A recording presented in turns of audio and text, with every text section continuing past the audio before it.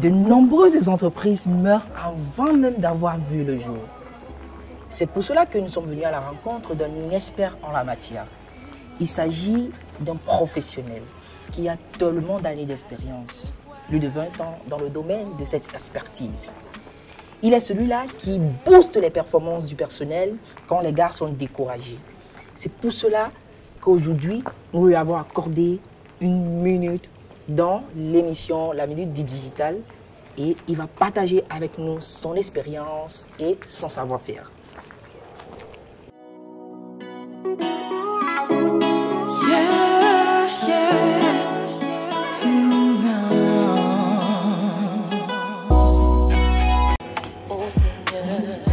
Bonjour jeune, comment ça va?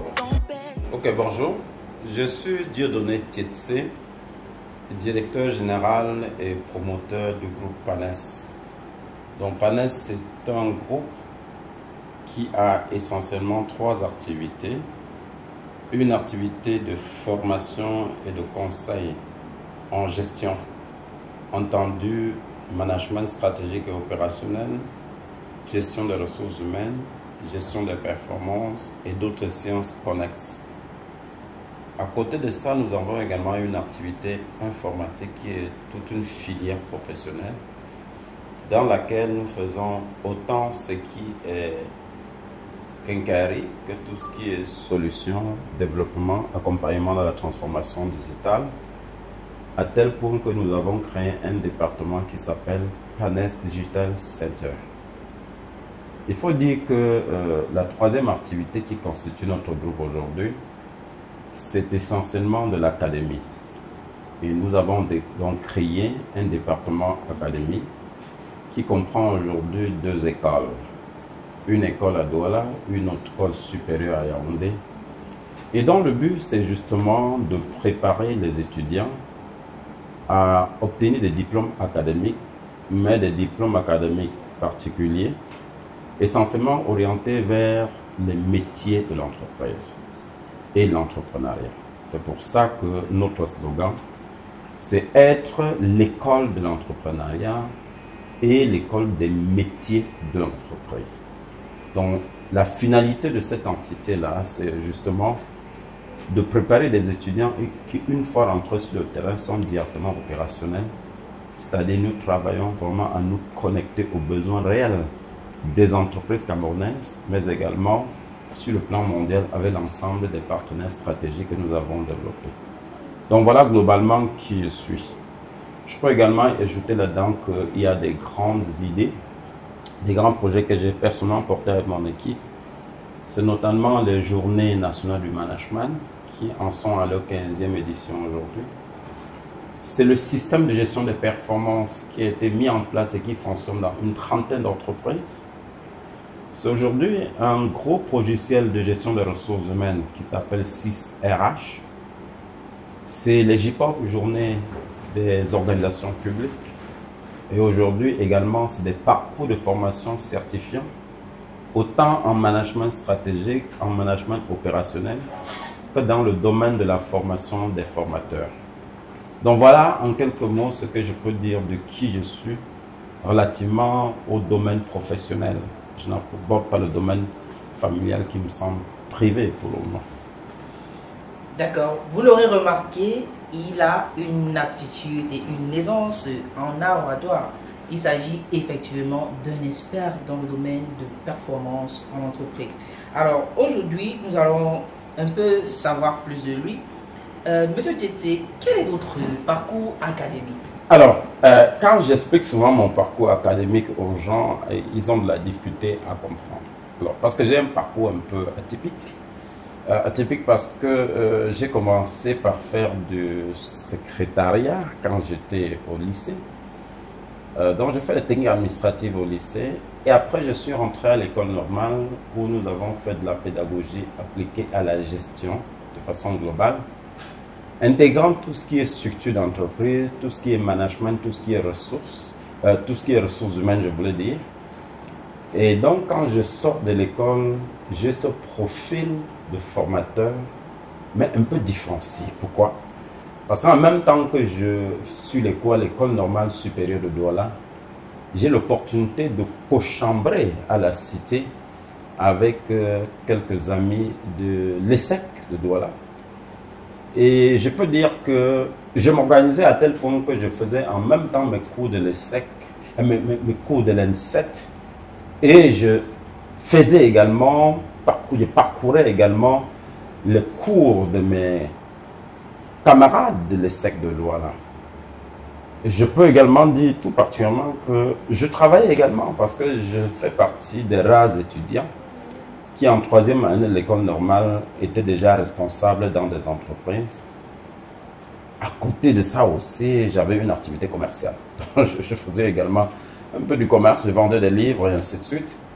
Et c'est comme ça qu'en 3e année de l'ENSET, quand on a connu la première baisse de salaire, je me suis posé beaucoup de questions. Et quand la 2e baisse est arrivée, ça m'a justement poussé dans la zone où je voulais arriver, être entrepreneur. Donc j'ai créé PANES quand j'étais jeune étudiant à l'école normale en 4e année. Le nom initial, c'était Panafrique Électro-Bureautique. Donc voilà un peu mon parcours. Donc il est fait d'académie, il est fait de pédagogie, mais il est fait également d'entrepreneuriat parce que c'est ma passion depuis l'enfance, entreprendre.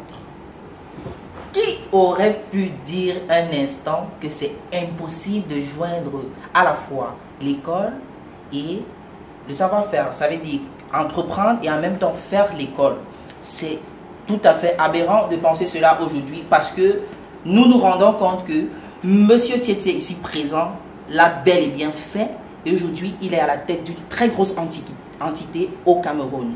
Alors, Monsieur Tietse, pourquoi avez-vous décidé de vous retrouver dans cette activité? Pourquoi ce choix? Pourquoi ce choix? Bien, alors, il faut déjà dire que quand j'ai fini avec le cycle 1 de l'université, j'ai eu un diplôme qui s'appelle BTS. Et quand j'ai eu le BTS, j'ai effectivement immédiatement trouvé le travail. Et par la suite, mon rêve, c'était de trouver un métier qui me permettent en même temps de travailler, d'écrire. Je voulais écrire et de faire autre chose. C'est pour ça qu'en fait, en analysant les programmes et la vie des enseignants qui sont des écoles normales, je me suis rendu compte que c'était le meilleur choix. Je suis donc rentré à l'école parce que j'avais également envie de donner aux autres ce que je sais. J'ai repris en 1e année, pendant que les autres étaient en 3e année, il fallait payer le prix. Pourquoi? Parce que mon rêve dans la vie, c'était justement de créer l'entreprise. Et je dis bien, quand je suis arrivé à l'école normale, j'avais suffisamment du temps pour faire mes cours et être parmi les majors. Également, pour même faire des vacations, parce que je les ai fait en même temps. Faire mon petit commerce. Et vers la 4e année, avoir un job de responsable de relations publiques dans une entreprise et la suivre convenablement et en profiter à cette occasion-là parce que l'opportunité y était. Il faut lire les opportunités. Il y avait beaucoup de mémoires d'étudiants à traiter autour de moi, dont s'acheter une imprimante, un photocopieur et un équipement informatique me permettait directement de lancer mon entreprise. Et c'était encore dans mon domaine. Ce qui fait que c'était facile pour moi. Et c'est donc au fur et à mesure que je l'ai fait, que j'ai ouvert pour intégrer tantôt les ressources, tantôt le management et d'autres disciplines dans lesquelles on est aujourd'hui. Vous l'aurez compris, il y a un prix à payer à toutes les réussites. Monsieur Tietse nous fait savoir que son rêve dans la vie était de créer une entreprise ou des entreprises. C'est magnifique. Monsieur Tietse, quel est votre plus grand échec, votre plus gros échec que vous avez eu à rencontrer tout au long de ce parcours si magnifique? Ok, alors il faut quand même revenir un peu en arrière par rapport au rêve, parce qu'il y a 2 ou 3 petites choses à dire. Je pense depuis l'enfance, vraiment tout petit, mon but c'était d'être entrepreneur. Je veux peut-être révéler aujourd'hui une chose que je n'ai jamais révélée à quelqu'un. Parce que quand j'ai commencé l'école primaire, au cours élémentaire 2, j'avais une bonbonne à mon cou dans lequel je vendais des bonbons. Un bocal là, transparent, vous connaissez ça, en vitre là. Oui. Vous mettez les bonbons là-dedans. L'esprit du business était toujours là. Voilà, c'était déjà là. Et je peux vous dire que quand je suis arrivé en classe de cours moyen 1, j'avais conçu une petite boutique en briques. Bon, ça ne plaisait pas de mine, hein, mais c'était vraiment mon entreprise qui avait au village. Vous ne pouvez pas imaginer où je me trouvais avec une petite boutique. Wow. Et j'ai mis mes éléments dedans, comme ce n'était pas en sécurité, les bandits ont volé. Bon, donc, après, je suis rentré dans le commerce des bijoux et puis les livres, en étant étudiant, en tant qu'élève, il faut le dire. Donc, tous les week-ends, j'allais faire mes business et vraiment, je tenais tellement à créer l'entreprise qu'un jour, au détour d'une communication avec ma maman, je lui ai dit, si je meurs un jour sans créer une entreprise, tu m'enterres avec une pierre. Alors, chez les Bamileke, quand on t'enterre avec une pierre, c'est très grave.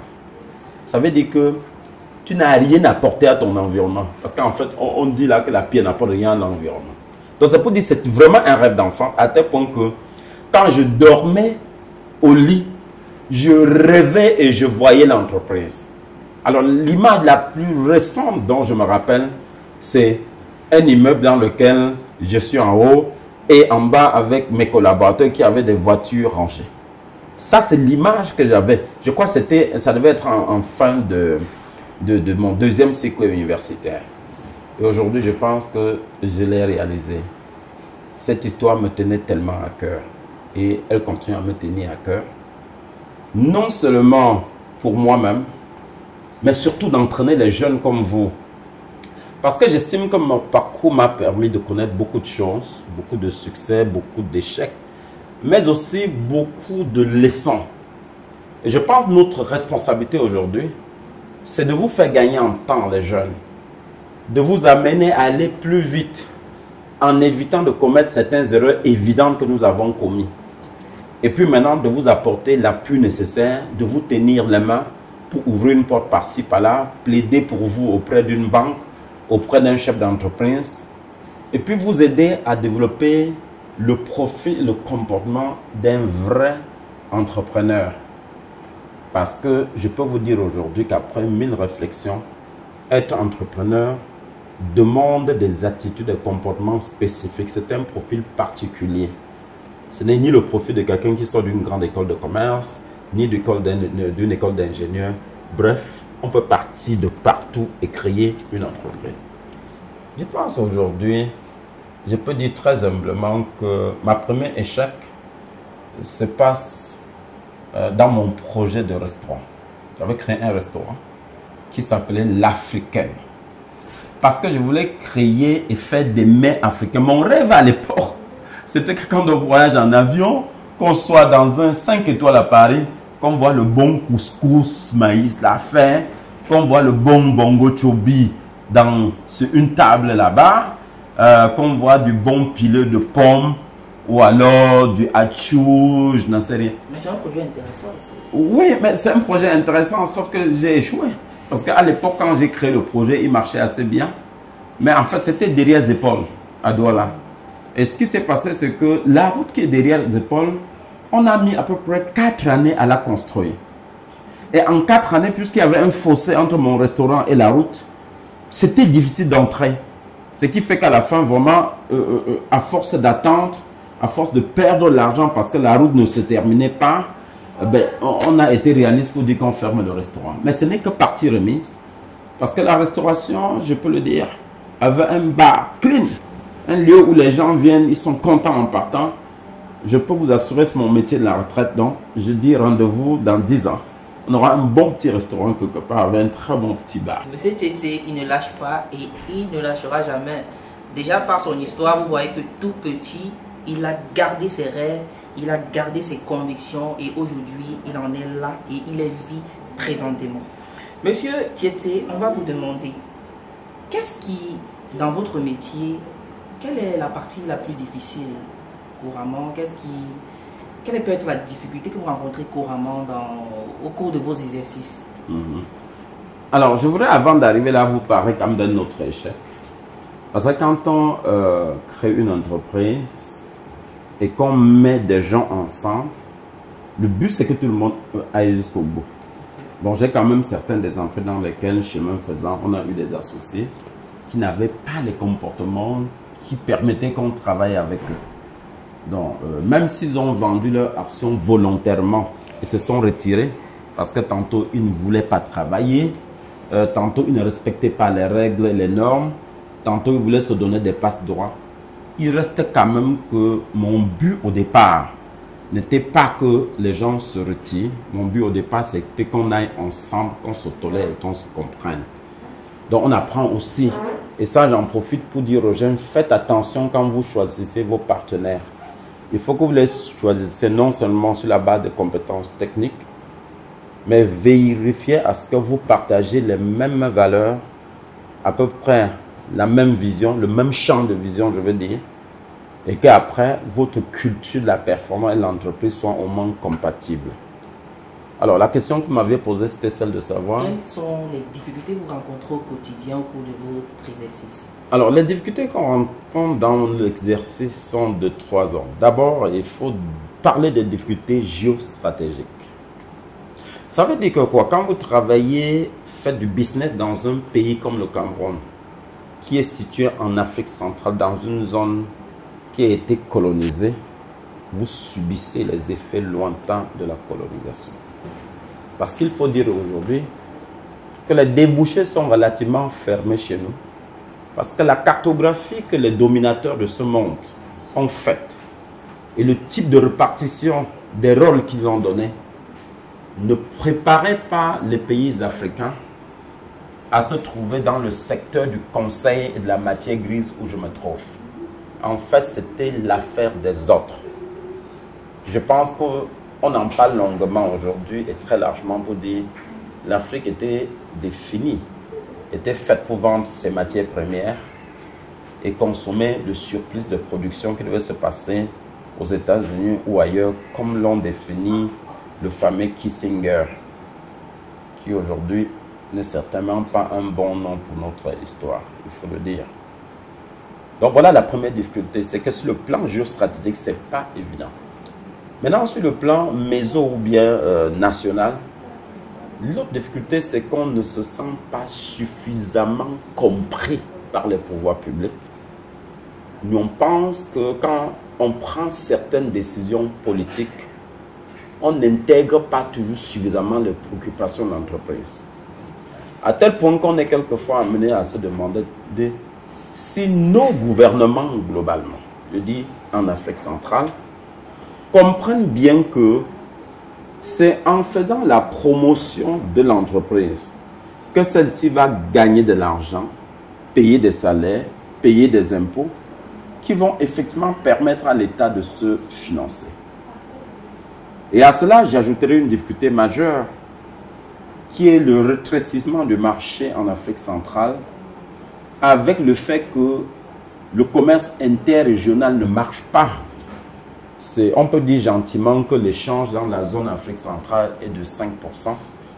C'est politiquement dit, je peux vous le dire. Les données, c'est moins de 5%. Ce qui veut dire en d'autres termes que vous avez de la difficulté à élargir les débouchés et à être offensif. Or, il y a une taille de business que vous ne pouvez pas entreprendre en comptant sur 20 millions de consommateurs. C'est la raison pour laquelle je n'ai jamais eu de cesse à dire à l'État, les pouvoirs publics et ceux qui sont responsables de l'intégration économique régionale, d'intégrer suffisamment les entreprises, de les comprendre. Et que nous travaillons ensemble main dans la main pour que entreprises et États, travaillant pour le même objectif, permettent à la nation de grandir pour qu'on lègue aux enfants une terre et un environnement meilleur que celle que nous avons hérité de nos parents. Ça, c'est les difficultés vraiment nationales. Maintenant, les difficultés d'un chef d'entreprise, on en a tous les jours. Et l'une des difficultés majeures également, c'est souvent celle de trouver des partenaires qui acceptent d'embarquer dans votre projet. Au Cameroun, il y a très peu de personnes qui souhaitent travailler en synergie. Aujourd'hui, je me rends compte que beaucoup de personnes préfèrent la solitude. À tel point que même dans des entreprises que les gens ont construites ensemble, quand elles commencent à prendre l'envergure, les gens trouvent moyen de se diviser pour avoir des petites entreprises. J'ai même appelé entreprisettes. Pour dire que nous croyons souvent que nous avons de grandes entreprises. En réalité, quand vous regardez au regard des dinosaures de ce monde-là, nous sommes à peine des boutiques. Donc, il faut qu'on prenne rapidement conscience pour dire, c'est ensemble dans la synergie qu'on va construire grand. Ça, c'est l'une des grandes difficultés. Alors, l'autre difficulté que vous rencontrez, vous aussi, c'est l'accès au financement, qui non seulement est souvent très difficile, très longue procédure, trop de garanties demandées, mais surtout le coût, le loyer de l'argent est trop cher. Pendant qu'en Europe, on donne l'argent à 6%, 2% et quelquefois 1%, ça arrive. Mais on en est au Cameroun à ce que, bon, les très grosses entreprises peuvent avoir du 7 ou du 9%, mais les moyennes et les petites entreprises, comme celles que vous avez aujourd'hui, vont se trouver carrément entre 14 et 20%. Alors, qu'est-ce qu'on peut bien faire comme business pour acheter de l'argent à 20% et être à la fin capable de gagner de l'argent? Alors que de l'autre côté, l'entreprise multinationale, certes qui donne beaucoup de garanties, a du 7%. Ça veut dire en d'autres termes que quoi? La petite entreprise qu'on dit être la mère nourricière et celle sur laquelle on compte pour l'avenir, cette petite entreprise-là est d'office défavorisée dès le départ. C'est pour ça qu'il revient à l'État aujourd'hui de trouver des mécanismes de garantie pour que justement ces entreprises-là accèdent à des financements à de bons prix. Parce que l'innovation, la créativité se trouve dans ces entreprises-là. Et c'est ces entreprises qui vont grandir demain pour devenir les vraies grandes entreprises parce qu'elles seront nationales. Bon, maintenant, les autres difficultés, elles sont inhérentes au management. C'est des collaborateurs, quelquefois difficiles. Mais il faut dire globalement qu'un des points importants, c'est le facteur humain. Et la qualité de l'école aujourd'hui ne nous aide pas beaucoup parce que les jeunes qui sortent de l'école ne sont pas toujours ni techniquement, ni sur le plan culture, ni sur le plan comportement.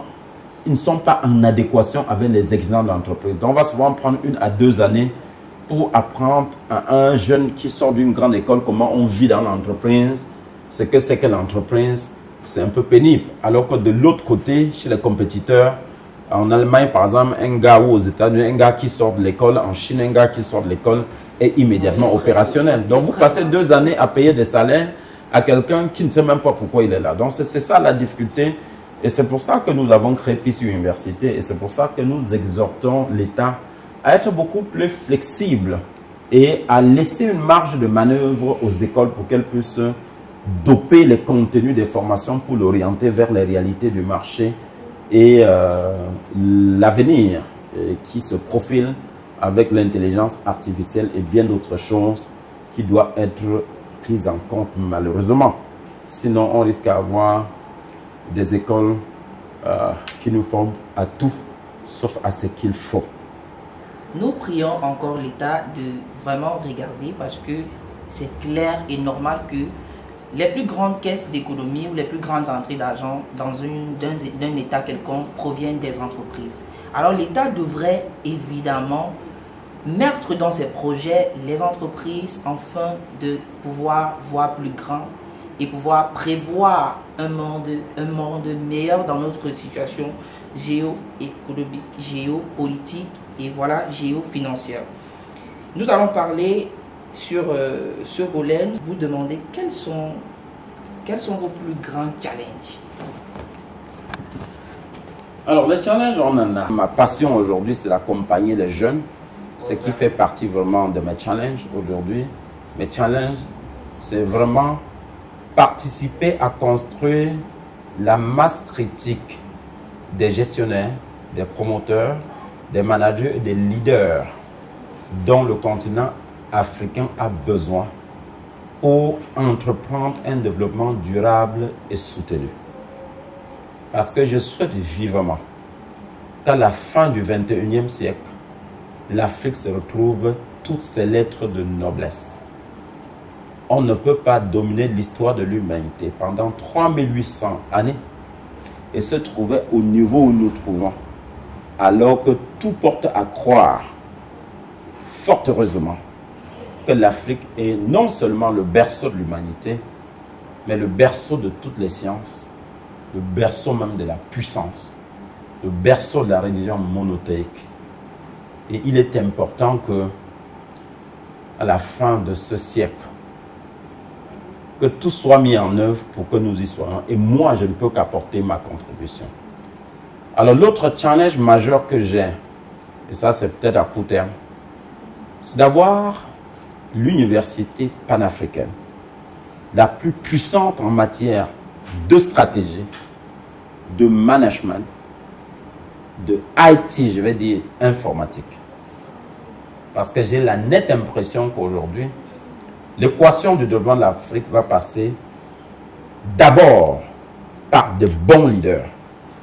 Parce qu'en fait, en termes de ressources naturelles, nous en avons. En termes de faveur ou de bon climat, on en a.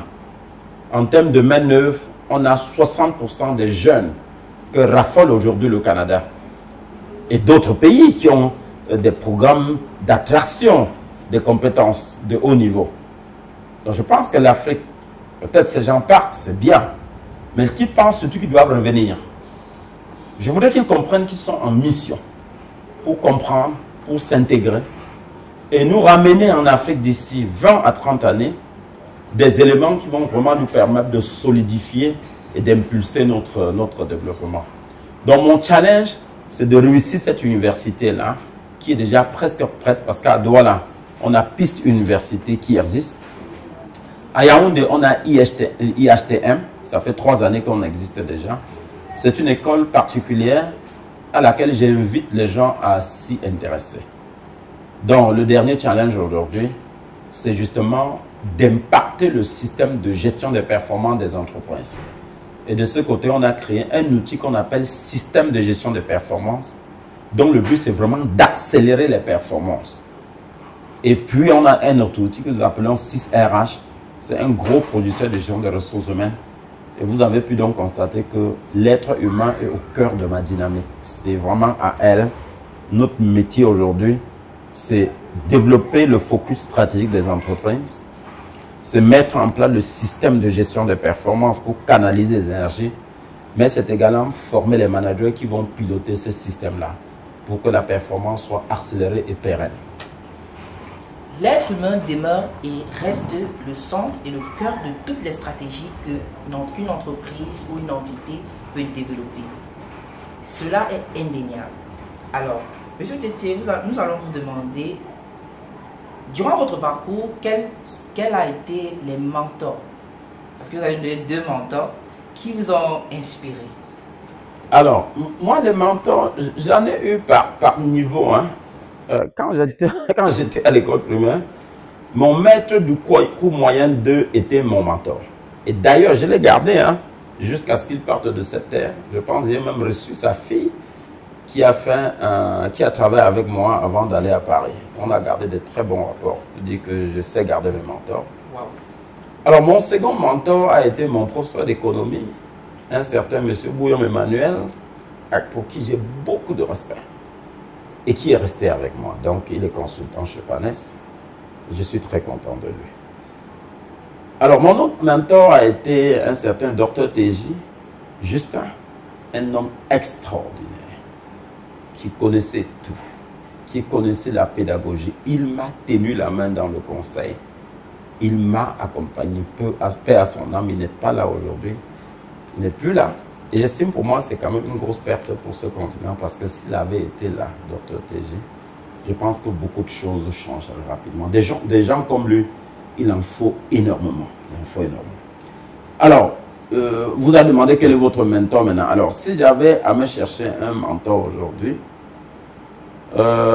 j'irais chercher quelqu'un comme un certain Siaka André, qui m'a marqué, en tant que directeur de Brasserie du Cameroun. Peut-être moins aujourd'hui, mais il restait quand même un modèle en matière de management d'entreprise. Je peux penser à Dangote. Pour moi, c'est quelqu'un pour qui j'ai beaucoup d'admiration, j'ai beaucoup de respect, même comme je ne l'ai pas encore rencontré. Et je pense qu'il a des choses et une manière de faire il a un certain courage, une ouverture d'esprit et certainement des secrets pour développer les relations stratégiques qui peuvent nous être utiles. Je souhaite que quelqu'un comme ça trouve du temps pour s'ouvrir davantage vis-à-vis des jeunes comme vous, mais vis-à-vis aussi des gens comme nous qui sont un peu leurs cadets, mais qui avons encore 10 à 15 années à faire. Je pense que 10 à 15 années, on peut encore construire des fortunes, on peut encore multiplier des milliers d'emplois et employer des Camerounais. Donc voilà ce que je peux dire. On en a un peu dans plusieurs secteurs. Je peux en trouver en politique, même s'il ne fait pas la politique, mais il y a des gens qui m'inspirent un peu dans tel et tel. Mais voilà l'essentiel de ce que je peux dire là-dessus. Rien ne se fait tout seul, on s'inspire des autres dans la vie. Merci, Monsieur Tetse. Mais nous n'allons pas terminer là. Nous allons vous demander humblement, est-ce que vous avez un conseil à donner à la jeune génération? Alors, si j'avais un message à passer, et d'ailleurs j'en ai un, la première chose, c'est de leur dire de lire l'environnement et de comprendre que de jour en jour, les choses deviennent complexes et difficiles. Donc, s'ils s'attendent à ce que les choses soient faciles à l'avenir et tombent entre leurs mains comme une mangue mûre, qu'ils se détrompent. Les choses seront davantage plus dures, peut-être dans les 10 années à venir. Deuxième élément, je vais dire aux jeunes qu'ils doivent personnellement s'impliquer, porter des projets, des rêves et surtout avoir des valeurs parmi lesquelles certaines soient panafricaines. Parce qu'il faut bien qu'ils comprennent que le monde entier a tendance aujourd'hui à penser que l'Afrique, c'est l'avenir de demain. C'est dommage que l'environnement soit difficile pour les jeunes et qu'ils se trouvent en train de prendre des risques immenses au péril de leur vie pour aller chercher un hypothétique bonheur ailleurs, alors que les autres pensent que le bonheur, c'est en Afrique. Et c'est l'entrepreneuriat. L'entrepreneuriat, c'est l'investissement. C'est une période difficile quand vous démarrez. C'est de l'endurance. Parce que cette endurance vous modèle. Ça vous donne des leçons. Et au fur et à mesure, vous montez en compétence, vous montez en puissance. Et vous finissez par dominer un secteur du marché, un produit. Et vous finissez par trouver votre place. Donc je n'ai pas nettement l'impression que notre place ce soit sur un autre continent. C'est pour ça que je disais tout à l'heure, c'est bien d'y aller, mais il faut savoir d'où on vient. Aller, c'est une mission, mais il faut revenir parce que le véritable lieu où nous allons émerger, ce sera ici d'une manière ou d'une autre. Cela m'amène donc à arriver à ce que j'appelle la psychologie intense du travail. Il n'y a que le travail qui libère l'homme. Et dommage aujourd'hui, je trouve beaucoup de jeunes pour qui le travail, c'est un peu de la tricherie. Ils pensent que rapidement, en 2-3 ans, on va avoir tout ce que les gens ont pu avoir en 50 années. Et c'est pour ça qu'on prend rapidement des raccourcis en faisant un certain nombre d'actes qui sont répréhensibles pénalement. Donc, la véritable culture, c'est le travail. Le travail, le travail et le travail. Le dernier point maintenant, pas que je n'en ai pas d'autre chose à dire, mais dans le cas de Saint-Antoine, le dernier point, c'est de dire aux gens, l'individualisme vous permet de rentrer dans la cour. Mais quand vous êtes sur le podium, ce n'est plus l'individualisme, c'est le collectif. Donc, il faut travailler en synergie. Même les banques ont compris qu'il y a un risque à financer une entreprise individuelle. Mais quand les gens viennent à 2, à 3 ou à 4, c'est plus sécurisant pour une banque. Mais ça demande beaucoup d'efforts, de dépassement de soi, de capacité à accepter les autres, à être tolérant, à baisser quelquefois la garde, mais à construire des valeurs collectives communes qui doivent régir le fonctionnement vers la réalisation du rêve commun. Ce dont l'Afrique souffre aujourd'hui, c'est non seulement du défaut d'un travail organisé, systématique et intense, mais également le refus des gens à se mettre ensemble. Je puis vous convaincre, vous rassurer, de ce point de vue, que l'individualisme a des limites inimaginables. Donc voilà ce que je peux dire aux jeunes. On aura peut-être d'autres opportunités et peut-être dans le cadre de notre projet AYEL, c'est Academy for Young Entrepreneurs and Leaders, qui est le projet que nous avons lancé l'année dernière. Dans lequel on a formé à peu près une trentaine d'entrepreneurs. Donc on pourra avoir l'occasion à l'avenir d'en parler. Et j'organiserai justement une conférence pour que les jeunes viennent et qu'on en parle. On se reverra très bientôt sur ce gros projet qui est AYEL. Alors, je crois que on se reverra très bientôt à la 15e édition des journées du management. Alors, parlons très rapidement de la jeunesse. La jeunesse, c'est quoi? J'ai travaillé comme consultant pour des très grosses entreprises multinationales, notamment anglo-saxonnes, qui avaient des méthodes et des technologies managériales très avancées. Je les appelle technologies managériales, même si certains disent que c'est un abus. Non, en matière de management, il y a de la technologie, il faut comprendre. La technologie n'est pas que matérielle, elle est intellectuelle. Donc, je me suis rendu compte dans ces entreprises-là, le succès n'arrivait pas au hasard. Ces gens avaient des méthodes, des outils appropriés, jamais inscrits dans des livres qui leur permettent de garder le sommet de la compétition. Et comme elles ne me permettaient pas de sortir avec les outils ou d'en parler, puisque j'ai signé des conventions de confidentialité, je leur ai donc demandé, dans le cadre de votre responsabilité sociale d'entreprise, est-ce que vous pouvez accepter d'aller en parler vous-même? Vos sous-traitants seront là, d'autres entreprises, ça va vous permettre d'améliorer votre image. Et c'est comme ça qu'elle dit oui. Et je crée dans les journées de management qui me permet d'avoir les exemples les plus puissants d'un côté, celles qui se cherchent de l'autre côté. Et le mélange permettait que la science évolue. On en est aujourd'hui à la 15e édition, j'en suis très fier. Et donc du 19 au 21 juin à Douala, nous allons aborder une thématique nouvelle. Management par la valeur, pas management par les valeurs. Il s'agit de la valeur client. Valeur client veut dire, quand on connaît les attributs de la satisfaction du client, comment est-ce qu'on s'organise pour que le client paye le prix en étant content. Donc, qualité de service, qualité du produit. Mais vous savez que tout ça, c'est la résultante. Et pour obtenir donc justement la meilleure satisfaction du client, il faut faire ce qu'on appelle l'excellence opérationnelle. L'excellence opérationnelle, c'est la manière d'appliquer la stratégie.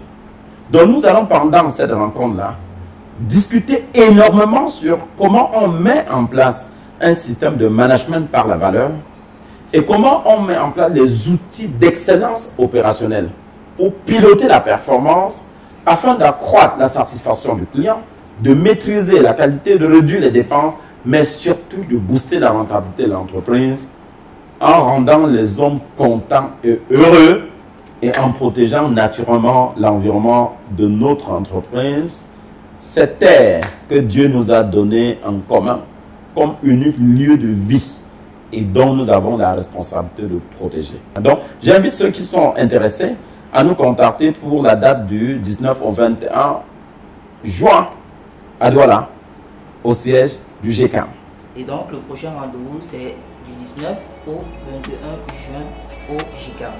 Alors, nous sommes très émus, c'est rempli d'émotions que je vais vous remercier de nous avoir accordé cette entrevue, Monsieur Tietse Dieudonné. Et on se dit à très bientôt sur beaucoup d'autres projets. Merci.